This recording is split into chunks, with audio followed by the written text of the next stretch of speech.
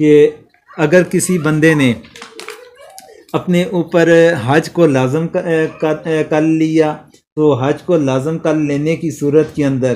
پھر اس بندے کے لیے ان دن احرام باندھنے کی صورت کے اندر احرام کی حالت کے اندر چند پابندیوں کا اللہ تبارک و تعالیٰ نے تذکرہ فرما دیا، اور جو چند پابندیوں کے بارے میں اللہ تعالیٰ نے ذکر فرمایا، پہلے نمبر پر ذکر فرمایا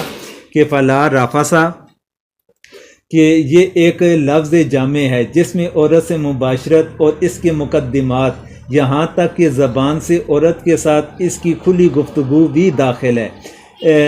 احرام کی حالت میں یہ سب چیزیں حرام ہیں، یعنی تعریض و کنایہ کا مذائقہ نہیں، لیکن کھلے الفاظ کے ساتھ اس طرح کی گفتگو کرنا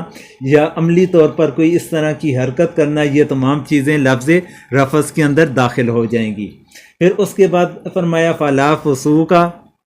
ولا فسوقا، تو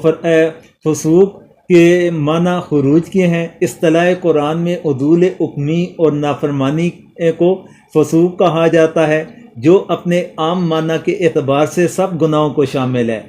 اسی لیے بعض حضرات نے اس جگہ عام معنی ہی مراد لیا، مگر حضرت عبداللہ بن عمر رضی اللہ عنہما نے اس جگہ فسوق کی تفسیر محظورات احرام سے فرمائی، یعنی وہ کام جو حالت احرام میں ممنوع اور ناجائز ہیں، اور یہ ظاہر ہے کہ اس مقام کی مناسبت سے یہی تفسیر بن سکتی ہے، کیونکہ عام گناہوں کی ممانعت احرام کے ساتھ خاص نہیں، وہ ہر حال کے اندر حرام ہوتے ہیں۔ پھر اس کے بعد آگے آ جائے گا تیسرے نمبر پر ولا جدال فی الحج، تو اللہ تبارک و تعالیٰ نے جدال کے بارے میں ذکر فرمایا کہ جھگڑا تم نے نہیں کرنا۔